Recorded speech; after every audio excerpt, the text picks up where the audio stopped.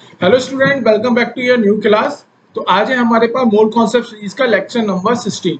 तो lecture number 16 start करने से पहले एक बार हम रिवीजन कर लेते हैं कि लेक्चर नंबर 15 में हमने क्या क्या पढ़ा है।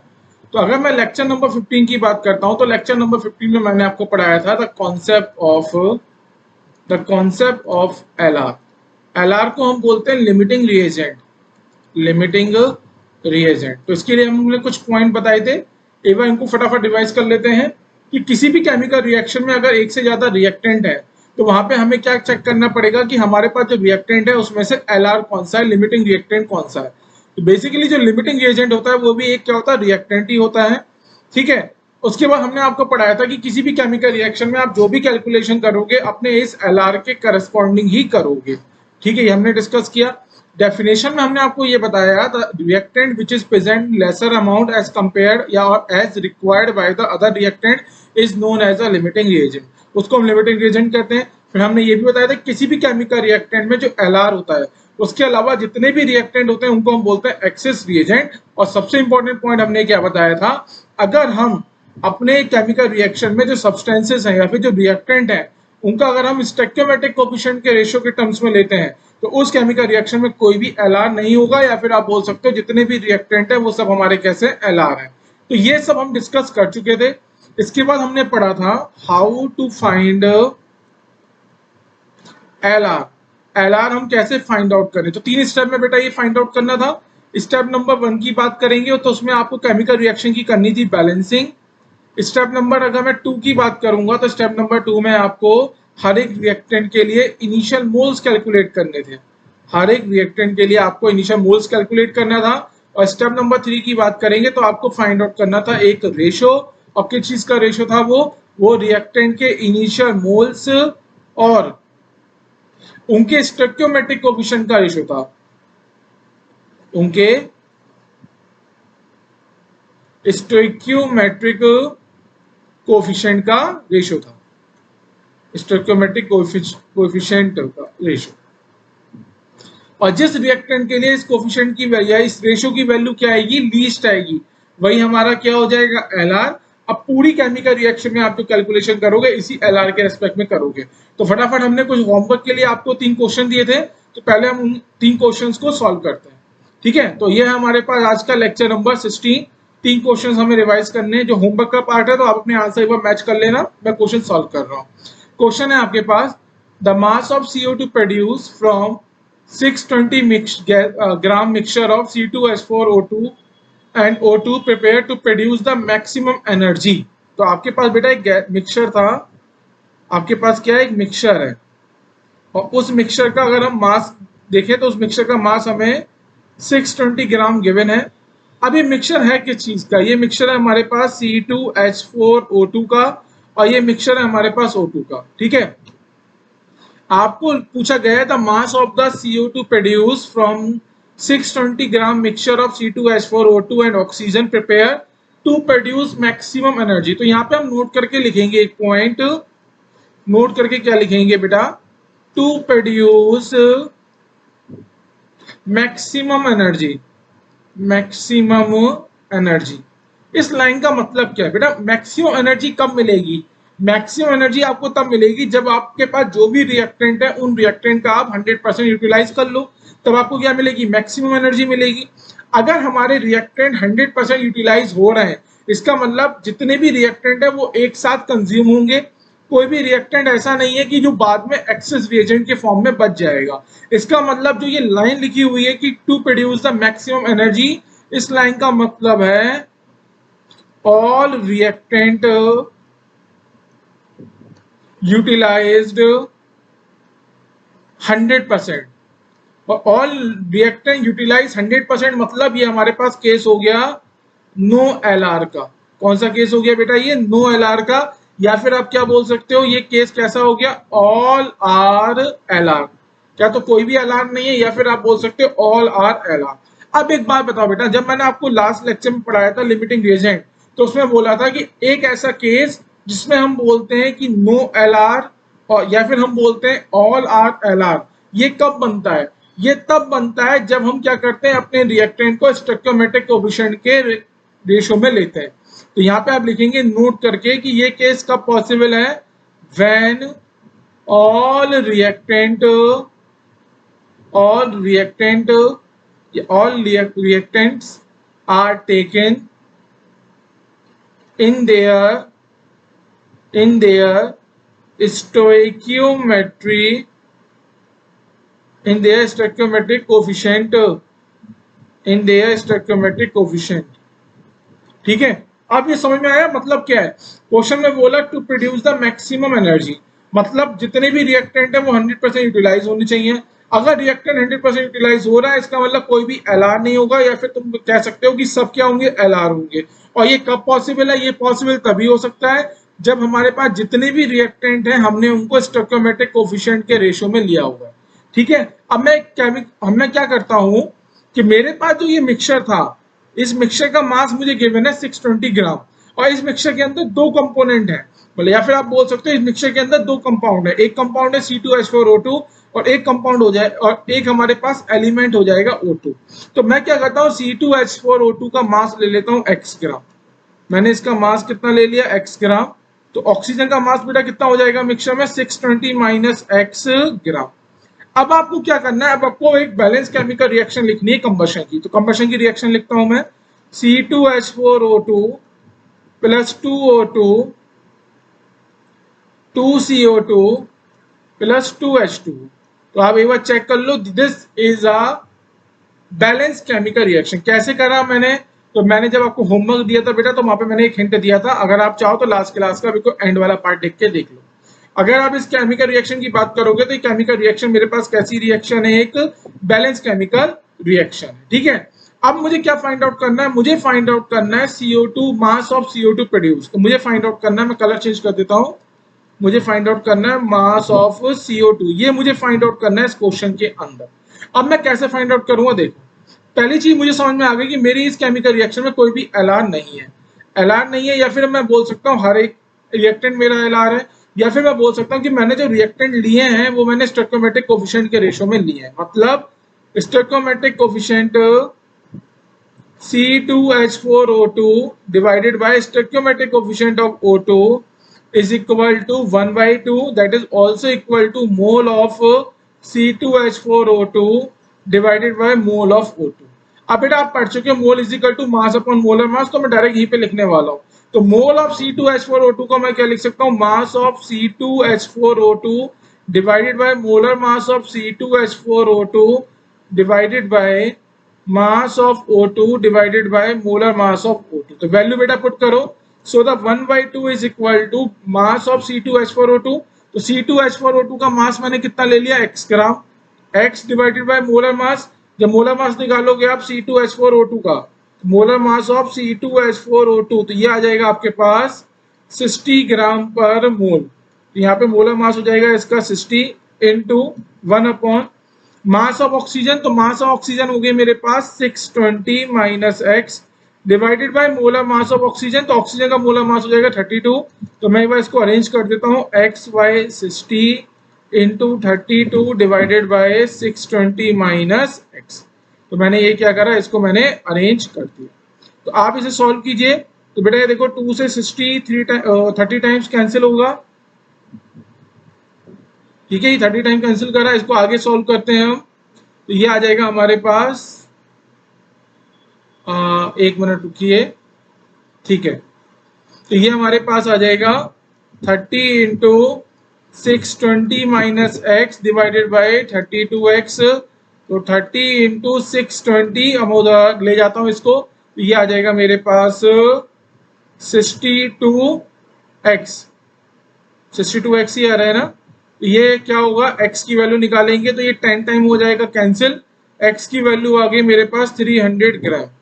x की वैल्यू कितनी आ गई मेरे पास, 300 gram. It means the mass of C2H4O2 ये कितना आएगा, 300 ग्राम, और मास ऑफ O2 ये कितना आ जाएगा, 320 ग्राम। ये कितना आ जाएगा, 320 ग्राम। अब हम क्या करते हैं, हम आगे बढ़ते हैं क्वेश्चन में, पर हमें निकालना क्या, हमें मास ऑफ CO2 निकालना है। तो मास ऑफ CO2 निकालने के लिए मैं सबसे पहले क्या निकालूंगा, मोल ऑफ CO2। तो मोल ऑफ CO2 निकालने के लिए मैं क्या कर रहा हूँ बेटा, देखो यहाँ पे मैं कलर चेंज करके यहीं पे कराने की कोशिश करूंगा। तो मैं कैसे निकालूंगा, देखो The stoichiometric coefficient of O2 divided by stoichiometric coefficient of CO2 is equal to 2 divided by 2 is equal to mole of O2 divided by mole of CO2. तो ये हमारा कैंसिल हो गया, ठीक है। तो ये आ गया 1 divided by 1 is equal to mole of O2 divided by mole of CO2. So the mole of CO2 is equal to mole of O2. अब बेटा mole of O2 कैसे निकालेंगे, मास ऑफ ऑक्सीजन। तो मास ऑफ ऑक्सीजन कितना है हमारे पास 320, mass of oxygen कितना आ गया 320 gram divided by molar mass of oxygen. तो मोलर मास कितना आ जाएगा 32 ग्राम पर मोल। इसको सॉल्व करेंगे तो ये आ जाएगा हमारे पास the mole of CO2 is 10 mole. तो बेटा आपको CO2 के मोल मिल गए, हमें निकालना क्या है, मास ऑफ CO2 निकालना है। So the mass of CO2 is mole of CO2 into molar mass of CO2। तो मोल ऑफ CO2 मेरे पास 10 आ गया, 10 मोल, और मोलर मास जो होता है कार्बन डाइऑक्साइड का वो होता है 44 ग्राम पर मोल। तो मोल से मोल बेटा कैंसिल हो जाएंगे। So the mass of CO2 मेरे पास आ जाएगा 440 ग्राम। ठीक है, ये हमारे पास आंसर आ गया और हमसे क्वेश्चन में यही पूछा गया है। तो ये आप देखिए यहाँ पे, so what is the answer 440 gram. This is your answer. जिन जिन बच्चों का आंसर मैच किया है वेरी गुड, जिनका नहीं किया तो बेटा एक बार समझने की कोशिश करिए। To produce the maximum energy, इसका मतलब क्या है, ऑल द रिएक्टेंट यूटिलाइज 100%। अगर 100% यूटिलाइज हो रहे हैं तो कोई भी एलआर नहीं होगा या फिर सब एलआर होंगे। इसका मतलब क्या है, जो आपने जो भी रिएक्टेंट लिए हैं वो उनको उन रिएक्टेंट को आपने उनके स्टोइकियोमेट्रिक कोएफिशिएंट के रेशियो में लिए। चलिए नेक्स्ट क्वेश्चन, ये होमवर्क का हम सॉल्व करते हैं, ये भी हमने आपको दिया था। 50 ml 0.2 molar HCl aqueous is mixed with the 50 ml 0.1 molar NaOH aqueous. The final nature of the solution. तो बेटा सॉल्यूशन जो आप बना रहे हो, एक बार मैं सॉल्यूशन बना देता हूँ। ये मेरे पास बेटा फाइनल सॉल्यूशन है, इसको मैंने क्या बोला, अपना फाइनल सॉल्यूशन। तो फाइनल सॉल्यूशन बन कैसे रहा है, फाइनल सॉल्यूशन हमारा बन रहा है HCl aqueous में आप क्या ऐड कर रहे हो, NaOH aqueous ऐड कर रहे हो। तो यहाँ पे समझो NaOH क्या होता है, सोडियम हाइड्रोक्साइड, इसको हम बोलेंगे बेस। सोडियम हाइड्रोक्साइड क्या होता है, बेस। HCl होता है हाइड्रोक्लोरिक एसिड, ये क्या होता है, एसिड। ठीक है, अब आपको जो अमाउंट गिवन है वो लिखो। एसिड आपको गिवन है कितना, 50 ml है HCl और मोलैरिटी इसकी है 0.2 मोलर। और अगर मैं NaOH की बात करूंगा तो 50 ml NaOH भी है और इसकी मोलैरिटी कितनी है 0.1 मोलर। तो मैंने आपको लास्ट क्लास में बोला था जब भी आप एसिड और बेस को ऐड करोगे तो क्या बनेगा, सॉल्ट बनेगा।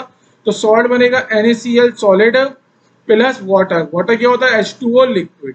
ठीक है, देखो तो समझ में आया नहीं आया, आपसे पूछा गया था find the nature of the final solution. Final solution का नेचर बताओ।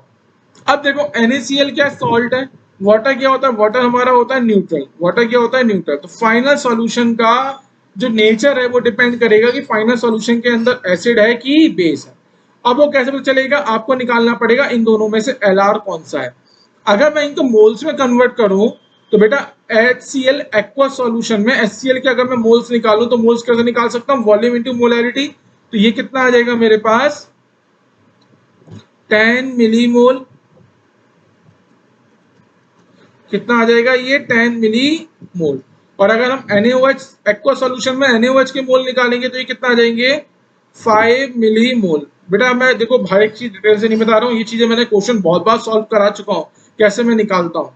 ठीक है, molarity is equal two moles divided by volume in litre. ठीक है, अगर वॉल्यूम ml में रखोगे तो मोल्स हमारे किस में आएंगे, मिलीमोल्स में आएंगे। तो मैंने यहाँ पे m मोल जो लिखा है इसका मतलब है 10 m मोल का मतलब हो गया 10 मिलीमोल्स, 5 m मोल का मतलब हो गया 5 मिलीमोल। ठीक है, अब देखिए स्टेप नंबर 1, रिएक्शन आपके पास बैलेंस होनी चाहिए। तो ये यहाँ देख सकते हो आप, this chemical reaction is a balance chemical reaction. ये बैलेंस केमिकल रिएक्शन है, आप देख लो। ठीक है, अब स्टेप नंबर 2 में आपको क्या निकालना है, मोल्स। तो आपने मोल्स निकाले। स्टेप नंबर 3 में आप क्या निकालोगे, रेशो। जब आप रेशो की वैल्यू फाइंड आउट करोगे तो मैं यहाँ लिख देता हूँ रेशो। तो रेशो की वैल्यू HCl के लिए आ जाएगी 10 क्योंकि HCl का स्टोइकियोमेट्रिक कोएफिशिएंट कितना है 1। और रेशो की वैल्यू NaOH के लिए आ जाएगी 5 क्योंकि NaOH के लिए स्टोइकियोमेट्रिक कोएफिशिएंट कितना है 1। इसका मतलब हमारे पास NaOH क्या है, NaOH के लिए रेशो की वैल्यू क्या आई है बेटा, लीस्ट आई है। तो NaOH ही हमारा क्या हो जाएगा, LR। NaOH हमारा क्या हो जाएगा, LR। अब LR क्या होता है, किसी भी केमिकल रिएक्शन में 100% कंज्यूम हो जाएगा। तो NaOH जब कंज्यूम होगा तो वो क्या करेगा, अपने साथ HCl को भी कंज्यूम करेगा, क्योंकि NaCl रिएक्ट किसके साथ कर रहा है, HCl के साथ। तो NaCl कितने HCl के साथ रिएक्ट करेगा हमें वो फाइंड आउट करना है, क्योंकि बेटा the stoichiometric coefficient of HCl divided by stoichiometric coefficient of NaOH कितना आ रहा है, 1:1। इट मींस अगर NaOH के 5 मिलीमोल्स हैं तो वो 5 मिलीमोल्स ऑफ HCl के साथ रिएक्ट करेंगे और हमें 5 मिलीमोल्स ऑफ NaCl देंगे। अगर मैं देखूं, इसको मैं लिख दूं moles of HCl divided by moles of NaOH, तो मुझे यहां से निकाल सकता हूं कि 5 millimole NaOH consume 5 millimole of HCl। वो HCl के 5 मिलीमोल को कंज्यूम करेंगे, और कंज्यूम करके करेंगे क्या, बेसिकली वो कंज्यूम ना करके, यहाँ पे आप एक वर्ड लिखो रिएक्ट, वो ज्यादा अच्छा वर्ड है, कंज्यूम अच्छा नहीं लग रहा है। 5 millimole of NaOH react with 5 millimole of HCl, और बना क्या रहे हैं, उसके बाद वो सॉल्ट बना रहे हैं, और सॉल्ट बनाने के साथ आपको क्या दे रहे हैं, वाटर दे रहे हैं। ठीक है, अब आप ये देखिए आपके पास जो फाइनल सॉल्यूशन होगा, अब मैं किसकी बात कर रहा हूं बेटा, एक बार फिर से बॉक्स बना देता हूं मैं। अब मैं बना रहा हूं अपना एक फाइनल सॉल्यूशन, इसको समझो। अब इस फाइनल सॉल्यूशन के अंदर बेसिकली क्या होगा, इस फाइनल सॉल्यूशन के अंदर एक तो NaCl सॉल्ट होगा, NaCl क्या हो गया, सॉल्ट हो गया। इस फाइनल सॉल्यूशन के अंदर H2O क्या होगा, वाटर होगा, जो कि वाटर कैसा होता है हमारा, न्यूट्रल। वाटर क्या होगा हमारा, न्यूट्रल।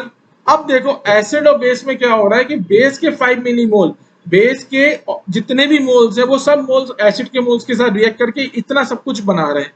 तो बाद में अगर मैं यहाँ पे देखूं रिमेनिंग अमाउंट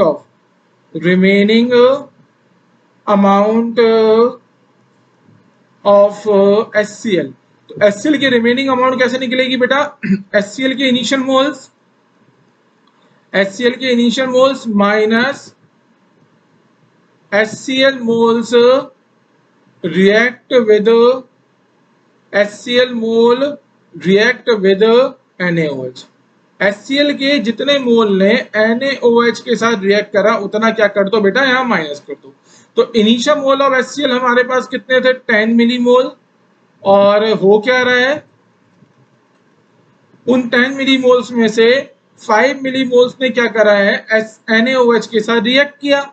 तो कितने मोल हमारे पास HCl के बचे, 5 मिलीमोल हमारे पास बचे, 5 मिलीमोल्स हमारे पास HCl के बचे। तो फाइनल सॉल्यूशन या फाइनल सॉल्यूशन की अगर मैं बात करूंगा तो फाइनल सॉल्यूशन में मुझे HCl एक्वस भी मिलेगा, और उस HCl एक्वस के जो मिलीमोल्स होंगे वो कितने होंगे, 5 millimoles.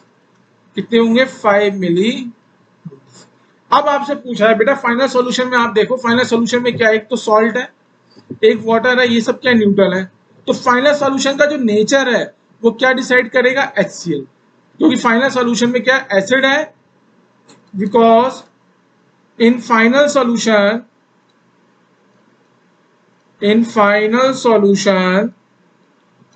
HCl aqueous is present, HCl aqueous present है। सो द नेचर ऑफ, या ऐसे लिख लो आप इसे, कलर चेंज कर दे रहा हूं मैं। So the nature of final solution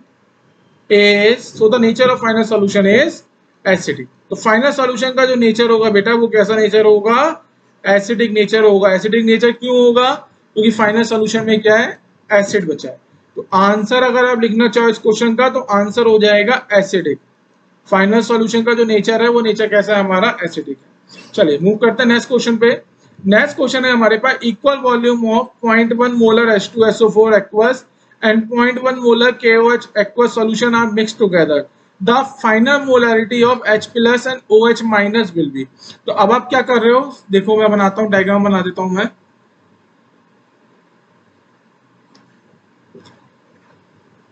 थोड़े से बॉक्स छोटे बनाए जाए ताकि चीजें समझ में आए। हाँ, तो बेटा है क्या, ये है आपके पास इनिशियल कंडीशन, ये क्या बना दी मैंने, एक इनिशियल कंडीशन। ठीक है, अब हम क्या करते हैं, ये हम बना रहे हैं अपना फाइनल, ये बना रहे हैं हम फाइनल सॉल्यूशन। क्योंकि फाइनल सॉल्यूशन बोल देता हूँ, कोई दिक्कत नहीं। अब देखिए यहाँ पे आपने क्या करा बेटा, आपके पास H2SO4 एक्वस था और आपने क्या करा, KOH एक्वस के साथ क्या करा, मिक्स किया है। अब H2SO4 की जो मोलैरिटी थी वो 0.1 मोलर थी और KOH की जो मोलैरिटी है वो भी 0.1 मोलर है, और आप कह रहे हो आप इक्वल वॉल्यूम क्या कर रहे हो, ऐड कर रहे हो। तो मैं सिंप्लिसिटी के लिए क्या करता हूं, मैं सिंप्लिसिटी के लिए 100 ml ले लेता हूं इनके इनिशियल वॉल्यूम। कोई डाउट किसी को? मैंने ये क्या करा है, अज्यूम करा है, लेट, लिख भी देता हूं, लेट अज्यूम। ये मैंने क्या करा है, अज्यूम करें, लेट अज्यूम। ये कह रहा है कि आप इक्वल वॉल्यूम ऑफ H2SO4 में इक्वल वॉल्यूम ऑफ KOH मिला रहे हो। तो मैंने वो जो वॉल्यूम ले लिया इनके, वो 100 ml ले लिए ताकि कैलकुलेशन मेरी थोड़ी सी इजी हो जाए। तो मैंने 100 ml ले लिया H2SO4 का, 100 ml ले लिया मैंने KOH का।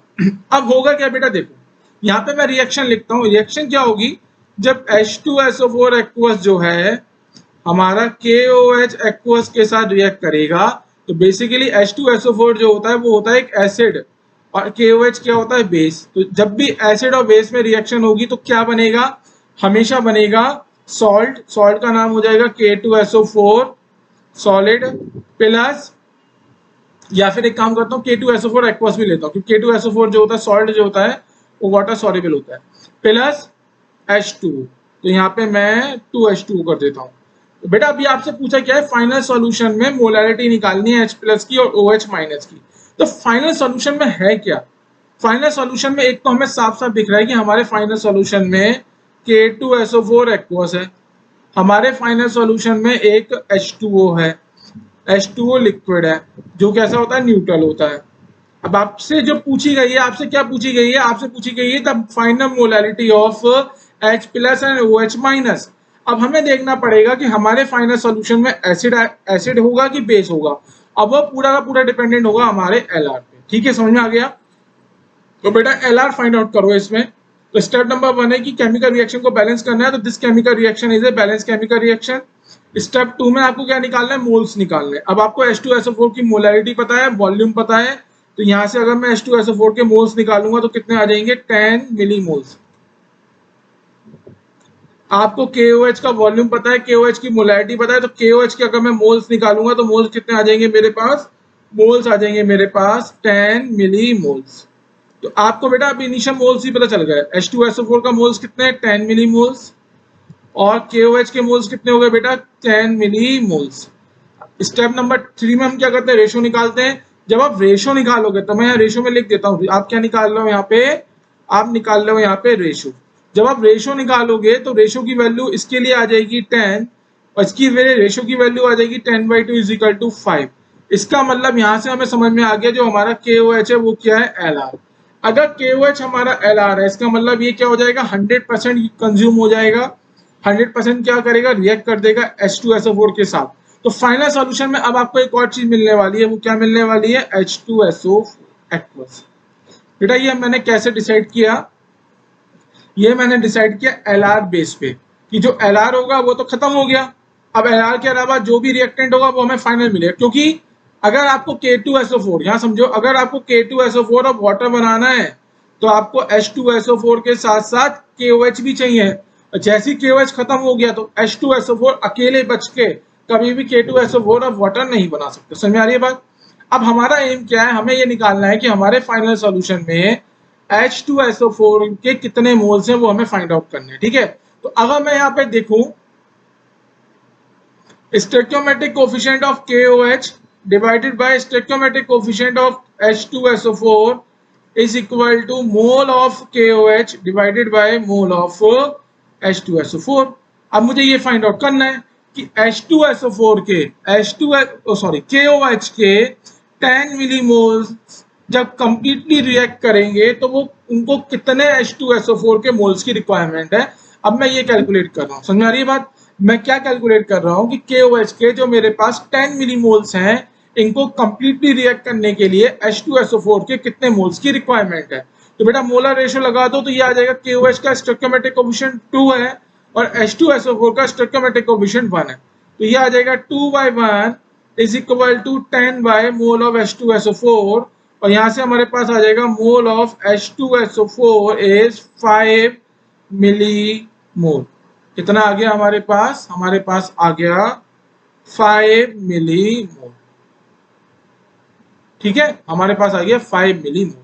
अब KOH के 10 मिलीमोल्स ने H2SO4 के 5 मिलीमोल्स के साथ रिएक्ट किया, और रिएक्ट करने के बाद क्या क्या बनाया? K2SO4 बनाया और वाटर बनाया। इसका मतलब जो हमारे पास H2SO4 है उसके रिमेनिंग मोल कितने हो गए? 5 मिलीमोल बचेंगे फाइनल सॉल्यूशन के अंदर। तो आप यहां लिख भी सकते हो remaining moles of H2SO4 aqueous present in final solution. In final solution कितने मोल बचेंगे बेटा? 10 माइनस 5, क्योंकि 10 तो थे, 10 में से 5 क्या करेंगे? KOH के साथ रिएक्शन कर देंगे, तो बचेंगे कितने? 10 minus 5 is equal to 5 millimole. तो फाइनल सॉल्यूशन के अंदर H2SO4 एक्वस के 5 मिलीमोल क्या है? बचेंगे। यहां तक समझ में आ गया? ठीक है। अब आपको देखिए, जब मैंने बेटा आपको पढ़ाया था सॉल्यूशन, मिक्सिंग ऑफ सॉल्यूशन, तो वहां पे मैंने आपको एक फॉर्मूला पढ़ाया था बड़े जोर शोर से, बड़े टंकी की चोट पे। मैं बताऊंगा क्या, तुमको याद दिलाता हूँ। मैंने बोला था जिस सब्सटेंस की आप फाइनल सॉल्यूशन के अंदर मोलैलिटी निकालोगे, उसी सब्सटेंस के आपको क्या लेने हैं? फाइनल सॉल्यूशन के अंदर मोल्स लेने हैं, और वॉल्यूम लेना है फाइनल सॉल्यूशन का इन लीटर। ये मैं आपको सब पढ़ा चुका हूँ। देखो यहाँ पे ये यूज हो गया, वहां पे हमने एक पूरा न्यूमेरिकल सॉल्व किया था, यहाँ पे ये न्यूमेरिकल का एक छोटा सा पार्ट है। अब अगर मैं फाइनल सॉल्यूशन की बात करूंगा बेटा, फाइनल सॉल्यूशन में मुझे बेसिकली निकालना क्या है? मुझे निकालना है H प्लस और OH माइनस आयन की मोलैलिटी निकालनी है। तो फाइनल सॉल्यूशन में आप देखो OH माइनस तो है ही नहीं, फाइनल सॉल्यूशन में हमें क्या मिलेगा? H प्लस मिलेगा।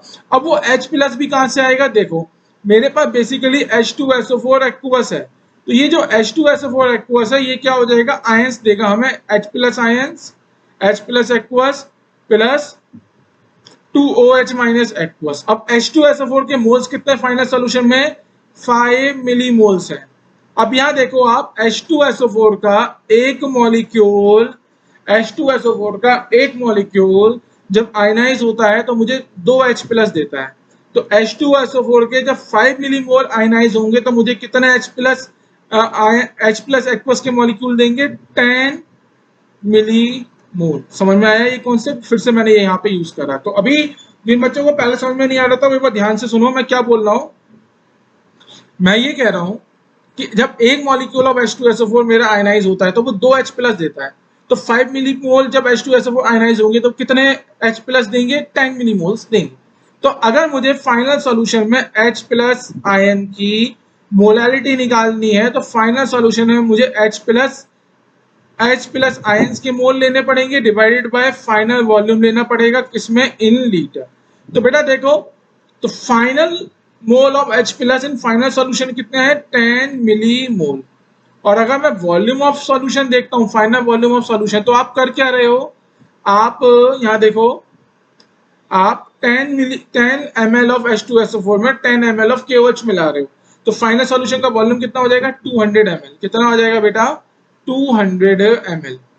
200 ml, m से m कैंसिल हुआ तो ये हमारे पास बचा, 0 से 0 भी कैंसिल कर दो, तो 1/20 मोल पर लीटर।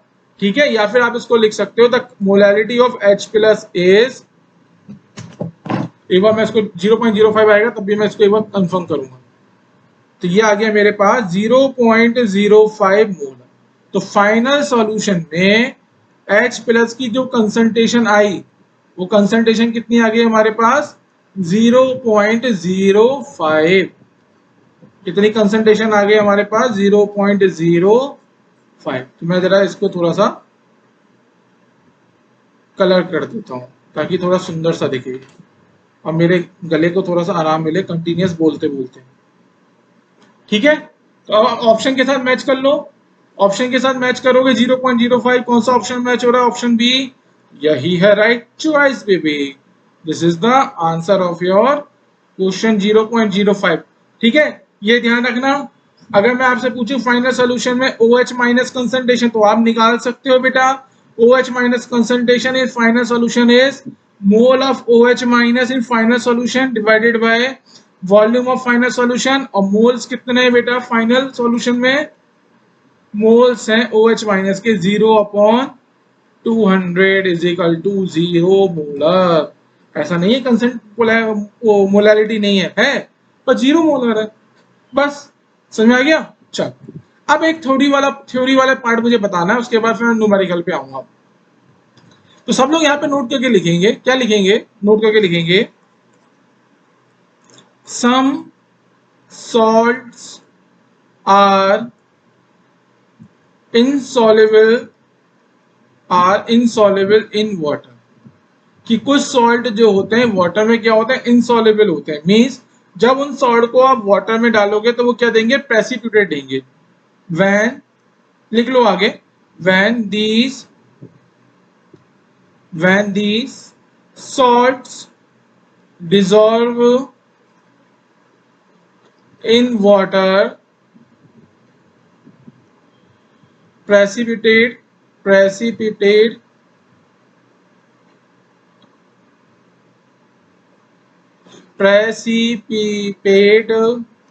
इसको हम शॉर्ट में बोलते हैं पीपीटी। बेटा एक बार स्पेलिंग चेक करना है ना प्रेसिपिटेट की, तो प्रेसिपिटेट ऑप्टेन, ये लिख लो ऑप्टेन। और आपको क्या करना है? एग्जाम्पल में जो जो सॉल्ट मैं लिख रहा हूं उन सॉल्ट के नाम याद रखने की ये सॉल्ट क्या होंगे जब वाटर में डालेंगे तो ये क्या देंगे? प्रेसिपिटेट देंगे, पीपीटी देंगे। ये वाटर के अंदर क्या है? इनसॉल्युबल। तो नाम लिख लो बेटा, मैं कलर चेंज करके लिखता हूँ। पहला है मेरे पास AgCl, सिल्वर क्लोराइड बोलते हैं इसको।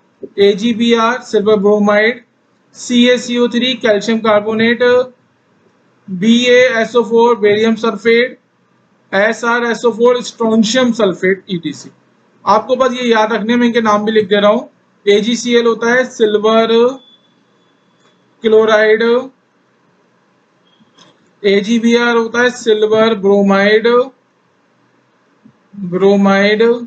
CaCO3 हमारे पास होता है कैल्शियम कार्बोनेट।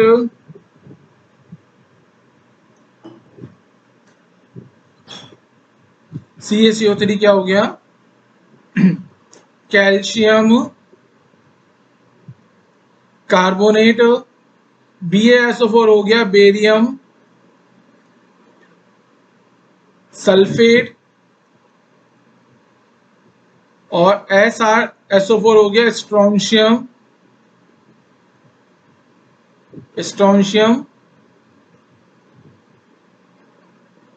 सल्फेट। तो ये आपको ध्यान रखना है कौन कौन से? AgCl, AgBr, CaCO3, BaSO4, SrSO4। वैसे तो बहुत सारे और भी हैं, उनकी जरूरत नहीं है, आप बस ये 5 याद रख लो, ठीक है? This is 1 2 3 4 and 5। ये सॉल्ट हमारे क्या है? जब ये वाटर के अंदर जाएंगे तो कैसे हो जाएंगे? ये इनसॉल्युबल हो जाएंगे। इनसॉल्युबल का मतलब वाटर के अंदर जाता है ये आपको प्रेसिपिटेट देंगे। इसको चाहो तो आप यहाँ शॉर्ट में लिख लो, these salt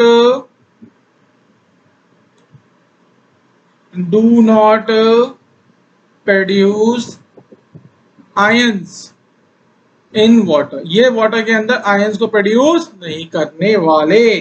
क्या तो बेटा क्वेश्चन में आपको लिखा होगा कि इस वाले सॉल्ट को आप इनसॉल्युबल मान के चलो। अगर नहीं लिखा हुआ है, अगर इनमें से कोई नाम आता है तो आप उसे क्या करोगे? वाटर इनसॉल्युबल ले लोगे। तो इसको याद कर लेना। चलो क्वेश्चन पे आओ। इस क्वेश्चन को अब करा रहा हूं मैं, अब आपको समझ में आएगा कि मैंने आपको क्यों पढ़ा है। आपसे पूछा गया है calculate the concentration of all the ion present in result solution prepared by the mixing of 50 ml 0.1 molar AgNO3 aqueous and 50 ml 0.1 molar NaCl aqueous। तो बेटा देखो आप क्या कर रहे हो? आप कंसंट्रेशन निकाल रहे हो। देखो अब तो कुछ चीजें ध्यान दो, मैं को बताना ही पड़ेगा, जरूरी लग रहा है मुझे, क्योंकि ना मजा नहीं आएगा इसमें। जब मैंने आपको मिक्सिंग ऑफ सॉल्यूशन पढ़ाया था तो मिक्सिंग ऑफ सॉल्यूशन में मैंने बोला था आपको ये चीज ध्यान रखनी है। क्या ध्यान रखना है? मिक्स जो भी हमारे सॉल्यूशन है वो कैसे होना चाहिए? Non reactive. Solutions are non reactive. कुछ याद आ रहा है? Solutions are non reactive. तो मैंने इसके लिए 3 केस भी बताए थे। क्या? अगर आप एसिड में एसिड मिला दोगे तो कैसी मिक्सिंग हो जाएगी? Non reactive. अगर हम बेस में बेस मिला देंगे तो मिक्सिंग कैसी है? Non reactive. और अगर मैं सॉल्ट में सॉल्ट को ऐड कर देता हूं, पर एक कंडीशन है, वो कंडीशन क्या है, सॉल्ट में सॉल्ट मिलाने पे अगर हमें मिक्सिंग कैसी चाहिए, नॉन रिएक्टिव, तो उसके लिए आपको इन दोनों दो सॉल्ट या फिर जितने भी सॉल्ट है, एटलीस्ट एक आयन कैसा होना चाहिए, common, at least one ion common. पर बेटा यहीं पे आपको ध्यान देना है कि अगर मैंने सॉल्ट में सॉल्ट को ऐड करा, ठीक है, और हमारे पास कोई भी आयन कॉमन नहीं है, नो आयंस आर कॉमन, कोई भी आयन मेरा कॉमन नहीं है, उस समय क्या होगी बेटा, रिएक्शन होगी, रिएक्शन होगी। और हम बोल सकते हैं ये मिक्सिंग कैसी है, रिएक्टिव है, मिक्सिंग मेरे पास कैसी है, रिएक्टिव है। तो ध्यान रखना जब भी रिएक्टिव मिक्सिंग होगी तो एलआर का कॉन्सेप्ट आ जाएगा। अब हम इसको सॉल्व करते हैं, ठीक है, आ जाओ क्वेश्चन पे आ जाओ। बेसिकली क्या कह रहा है, ये कह रहा है कि AgNO3 एक्वस है आपके पास और आप इसके अंदर क्या मिला रहे हो, NaCl एक्वस मिला रहे हो। तो ये AgNO3 भी क्या है, एक सॉल्ट है, NaCl भी क्या है, एक सॉल्ट है। क्या इन दोनों सॉल्ट में क्या सेम टाइप के कोई भी एक आयन कॉमन है, आई थिंक नहीं है। AgNO3 में हमें मिलेगा आयन कौन सा, Ag plus NO3 minus, NaCl हमें क्या देगा, Na प्लस Cl माइनस, कोई भी आयन कॉमन नहीं है। तो अब इनके बीच में क्या होने वाली है, रिएक्शन, मतलब रिएक्ट करेंगे ये, और रिएक्ट करके क्या करते हैं, बेसिकली ये आयंस डिस्प्लेसमेंट करते हैं, इसको हम बोलते हैं डबल आयंस डिस्प्लेसमेंट, इसका नाम होता है डबल आयंस डिस्प्लेसमेंट। तो क्या फॉर्म होगा देखो, तो हमारा फॉर्म होगा AgCl प्लस NaNO3। बेसिकली क्या हुआ, सपोज करो AgNO3 क्या देगा, Ag plus NO3 minus, NaCl क्या देगा, Na प्लस और Cl माइनस। तो क्या हुआ, इन दोनों सॉल्ट, इन दोनों कंपाउंड ने अपने आयन एक्सचेंज कर लिए कि इसके कैटायन ने दूसरे सॉल्ट का एनायन ले लिया और इस सॉल्ट के कैटायन ने दूसरे सॉल्ट के एनायन के साथ रिएक्ट कर लिया। तो समझ में आ गया, इसको हम बोलते हैं डबल आयन डिस्प्लेसमेंट बोलते हैं। तो हमारे पास बनेगा NaNO3। अब आप ये चीज देखो, NaNO3 एक्वस। अब हमें क्या ध्यान देना है, हमें ये ध्यान देना, अभी जस्ट मैंने आपको बताया कि कुछ सॉल्ट जो होते हैं वाटर में इनसॉल्युबल होते हैं, कौन कौन से, AgCl, AgBr, CaCO3, BaSO4, SrSO4। तो यहाँ पे AgCl दिख गया आपको, AgCl दिखा, वैसे ही आप इसे बोलोगे सॉल्ट कैसा है, सॉलिड, और इसका हमें क्या मिलेगा, प्रेसिपिटेट, इसका हमें क्या मिलेगा, PPT बनेगा। अब ये वाटर के अंदर AgCl अब आयंस नहीं देगा, अब ये Ag प्लस और Cl माइनस आयन नहीं देने वाला, इसका आपको क्या मिल गया, प्रेसिपिटेट मिल चुका है, अब ये आयन नहीं देगा, ठीक है। अब हम लिखते हैं डेटा। अब हम AgNO3 की बात करेंगे तो AgNO3 का वॉल्यूम कितना हम मिला रहे हैं, 50 ml, और मोलैरिटी कितनी है, 0.1 मोलर। और अगर हम NaCl की बात करेंगे बेटा तो NaCl का भी कितना है, 50 ml, और मोलैरिटी कितनी है, 0.1 मोलर। तो अगर मैं मोल्स निकालूं AgNO3 एक्वस सॉल्यूशन में AgNO3 के मोल्स, तो ये आ जाएंगे 5 मिलीमोल। इसी तरीके से अगर हम NaCl एक्वस सॉल्यूशन में NaCl के मोल निकालेंगे तो कितने आएंगे, 5 मिलीमोल। अब आप यहाँ देखो, अगर हम stoichiometric coefficient of AgNO3 divided by stoichiometric coefficient of NaCl लें तो कितना आ रहा है, 1/1। AgNO3 का भी कितना है, 1, और NaCl का भी कितना है, 1। That is also equal to, अगर मैं मोल रेशियो लेता हूं AgNO3 का divided by mole of NaCl, तो बेटा AgNO3 के मोल भी कितने, 5, और NaCl के मोल भी कितने, 5। तो बेसिकली ये रेशियो कितना आ रहा है, 1/1। मतलब आपने जो भी रिएक्टेंट लिए थे वो रिएक्टेंट आपने स्टोइकोमेट्रिक कोफिशिएंट के रेशियो के टर्म्स में ले लिए। इसका मतलब अब आप यहाँ पे बोल सकते हो there will be no LR, क्या तो आप बोलो नो LR या आप बोलो ऑल LR। अब मतलब क्या है, मतलब ये है कि AgNO3 और NaCl 100% एक दूसरे के साथ रिएक्ट करेंगे और रिएक्ट करने के बाद NaCl खत्म और AgNO3 खत्म।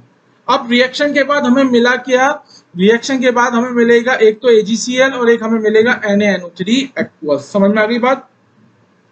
रिएक्शन हो कैसे रही है, क्योंकि इस रिएक्शन में कोई भी LR नहीं है। अगर इस रिएक्शन में कोई भी LR नहीं है, इसका मतलब 100% AgNO3 100% NaCl के साथ रिएक्ट करेगा, मतलब कंप्लीटली रिएक्शन हो जाएगी। और आफ्टर रिएक्शन मुझे क्या मिलेगा, AgCl और NaNO3 मिलने वाला है, ठीक है। अब AgCl और NaNO3 में AgCl का क्या मिलेगा, प्रेसिपिटेट मिलेगा, अगर प्रेसिपिटेट मिल रहा है मुझे, इसका मतलब इसके AgCl जो है, अब ये आयंस नहीं देने वाला, इसका हमें क्या मिल गया, पीपीटी मिल गया। तो अब हमें आयंस क्या मिलेंगे? अगर मैं यहाँ पे एक फाइनल सॉल्यूशन बना दूं, मैं यहाँ पे चलो एक काम करता हूं, मैं यहाँ बना देता हूं अपना फाइनल सॉल्यूशन, ठीक है। तो ये है मेरे पास फाइनल सॉल्यूशन। तो फाइनल सॉल्यूशन में मुझे मिलेगा क्या? फाइनल सॉल्यूशन में मुझे AgCl मिलेगा, जिसका तो मुझे प्रेसिपिटेट मिलेगा, और साथ में मुझे NaNO3 मिलेगा, NaNO3 एक्वस मिलेगा, ठीक है। NaNO3 एक्वस का मतलब ये मुझे देंगे Na प्लस एक्वस, और यही मुझे देगा NO3 माइनस एक्वस। अगर मैं बोलूं कि फाइनल सॉल्यूशन का वॉल्यूम कितना है, तो बेटा आप यहाँ देख सकते हो 50 ml के साथ मिलके फाइनल सॉल्यूशन का अगर वॉल्यूम की बात करेंगे तो कितना आ जाएगा, 100 ml। समझ में आ गया कि नहीं आया? जो मैंने अभी नोट लिखवाया कि कुछ some salts are insoluble in water, इसका यूज क्या करना है, इस तरीके से करना है। आपसे पूछा गया है calculate the concentration of all the ions present in the final solution. अगर बेटा आपको पता नहीं होता है कि AgCl क्या है, वाटर इनसॉल्युबल, तो आप AgCl से भी बना देते Ag प्लस और Cl माइनस, और वहीं पे क्वेश्चन आपको क्या हो जाता, गलत हो जाता। समझ में आ रही है बात? वहीं पे हमारा क्वेश्चन क्या हो जाता, गलत हो जाता, ठीक है।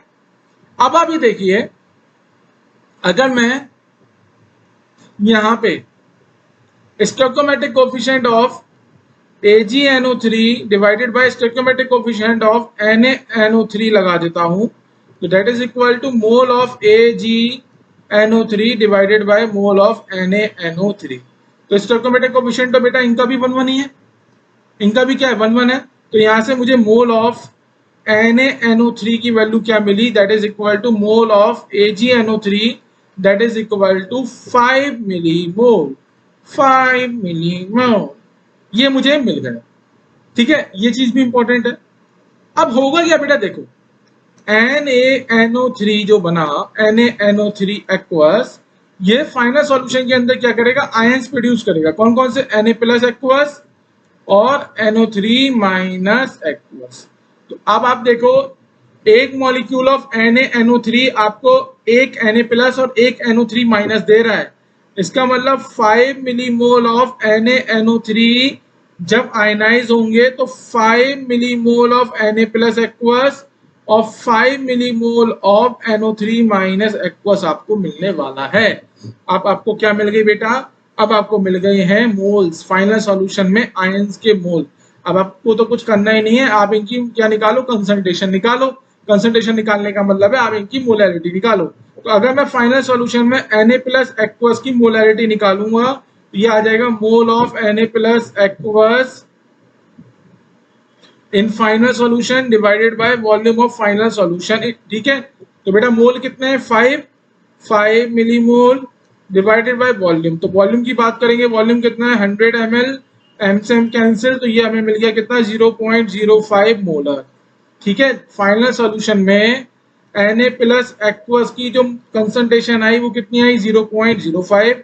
इसी तरीके से अगर मैं फाइनल सॉल्यूशन में NO3 माइनस एक्वस की कंसंट्रेशन निकालता, तो इसके NO3 माइनस के moles in final solution, that is 5 millimole divided by volume. तो वॉल्यूम कितना है, 100 ml, तो आई थिंक ये भी सेम आ गया, ये भी कितना आ जाएगा, 0.05 मोल। तो यहाँ पे आप देखोगे फाइनल सॉल्यूशन में हमें सिर्फ 2 ही आयंस मिलेंगे।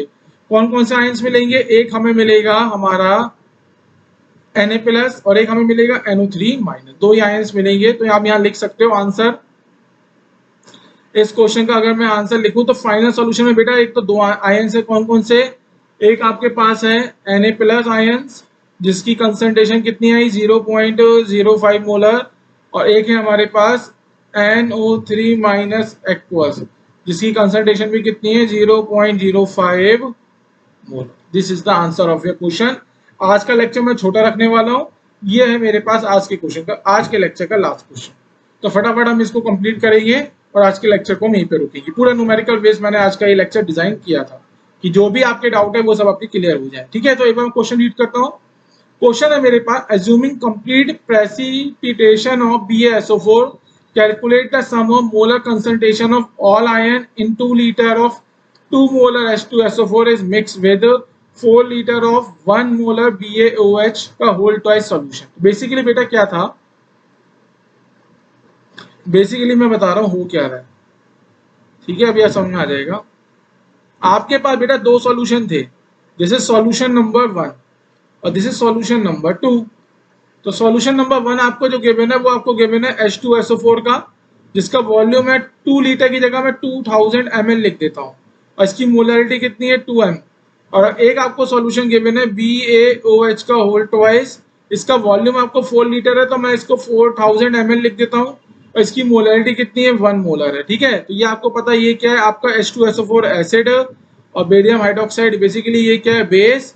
और आपको पता है जब भी हम एसिड में बेस को मिलाएंगे तो क्या बनेगा बेटा, तो हमारा बनेगा सॉल्ट प्लस वाटर, ये याद रखना है हमें, सॉल्ट प्लस वाटर। अब आप क्या कर रहे हो, आप कर रहे हो इनकी मिक्सिंग, आपने क्या करा इनकी मिक्सिंग, और मिक्सिंग करने के बाद आपको क्या मिला, एक सॉल्यूशन मिल गया।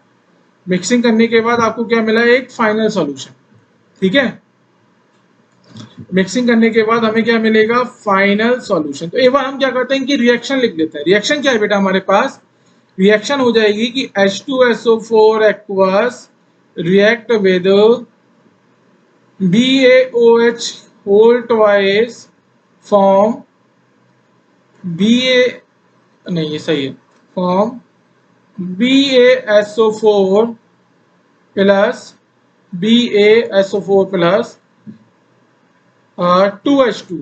तो बेटा देखो BaSO4 के लिए वो क्या बोल रहा है, कंप्लीट प्रेसिपिटेशन हो रहा है BaSO4 का, मतलब BaSO4 का क्या बन रहा है, पीपीटी बन रहा है, ठीक है। पीपीटी का मतलब क्या हो गया, अब ये आयंस प्रोड्यूस नहीं करेगा वाटर के अंदर। तो आपने क्या करा बेटा, एसिड क्या था H2SO4, इसका वॉल्यूम कितना है, इसका वॉल्यूम है हमारे पास कितना, वॉल्यूम है इसका H2SO4 का, मैं लिख देता हूँ डेटा यहाँ पे, H2SO4 का वॉल्यूम है 200 ml और सॉरी 2000 ml, मोलरिटी कितनी है 2m, है ना। और हमारे पास BaOH का होल ट्वाइस, इसका वॉल्यूम कितना है 4000 ml, 4000 ml, और इसकी मोलरिटी कितनी है 1m।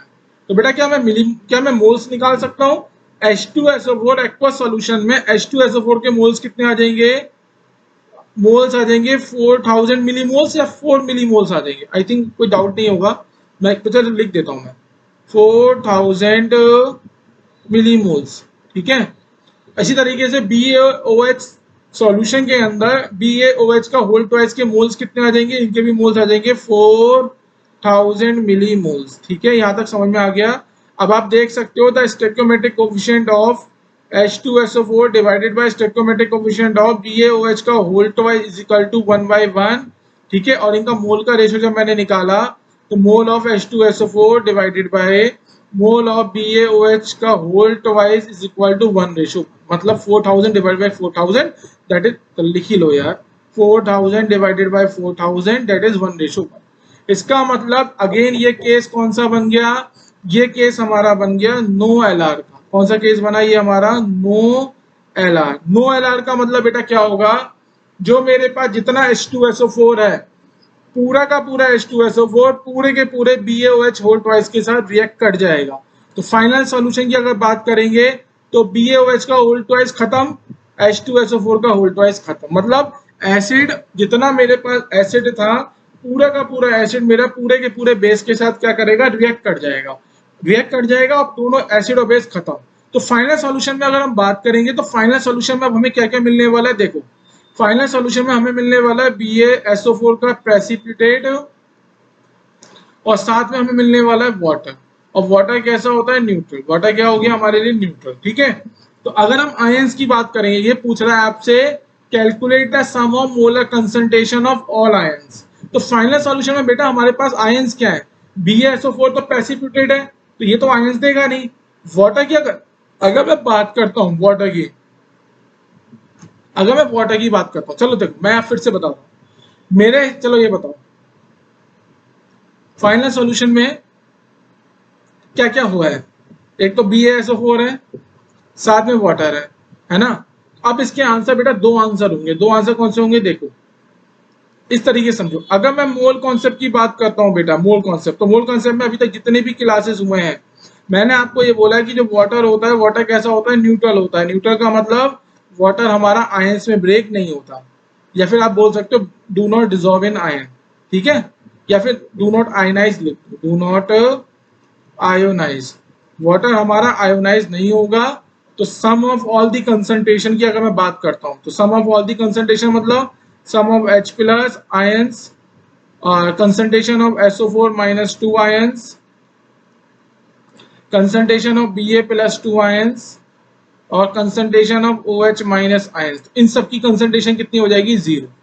इन सब की concentration का जो सम होगा बेटा वो कितना हो जाएगा? जीरो।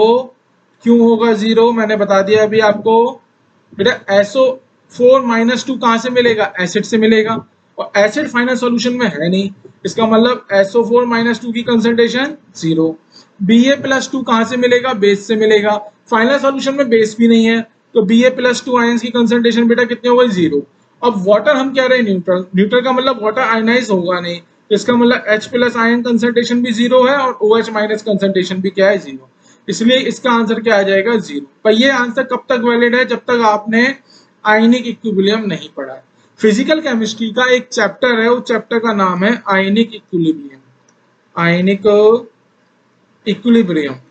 अगर आप आयनिक इक्विलिब्रियम पढ़ेंगे तब आपको पता चलेगा कि वाटर के पास भी क्या होता है? आयोनाइजेशन कांस्टेंट होता है, और जो वाटर होता है, वाटर का जो आयोनाइजेशन कांस्टेंट होता है, आयोनाइजेशन कांस्टेंट, और आयोनाइजेशन कांस्टेंट क्या होता है? टेम्परेचर पे डिपेंड किया जाता है। तो अगर हम 298 केल्विन की बात करेंगे तो 298 केल्विन पे वाटर का जो आयोनाइजेशन कांस्टेंट होता है, इसको हम Kw से रिप्रेजेंट करेंगे, वो होता है 10⁻⁻⁻14। और आप चाहो तो आप ये भी याद कर सकते हो कि at 298 kelvin H plus ion concentration जो होती है दैट इज 10⁻⁻7 मोलर, और OH माइनस कंसंट्रेशन जो होती है वो होती है 10⁻⁻7 मोलर। ठीक है, अगर मैं इस क्वेश्चन को एक आयनिक इक्विलिब्रियम की तरह से सॉल्व करूं, ठीक है, तो मेरे पास जो स्टेटमेंट है वो स्टेटमेंट क्या होगा?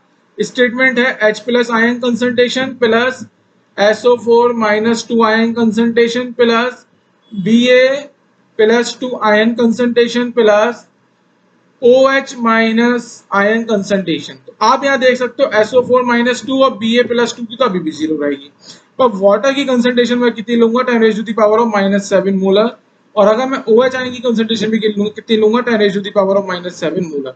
तो ऐड करने पे कितना आ जाएगा? ऐड करने पे आ जाएगा 2 × 10⁻⁻7 मोलर। ठीक है, ध्यान रखना बेटा, इस क्वेश्चन को जब हम आयनिक में पढ़ाएंगे तो आपको और अच्छे समझ में आएगा।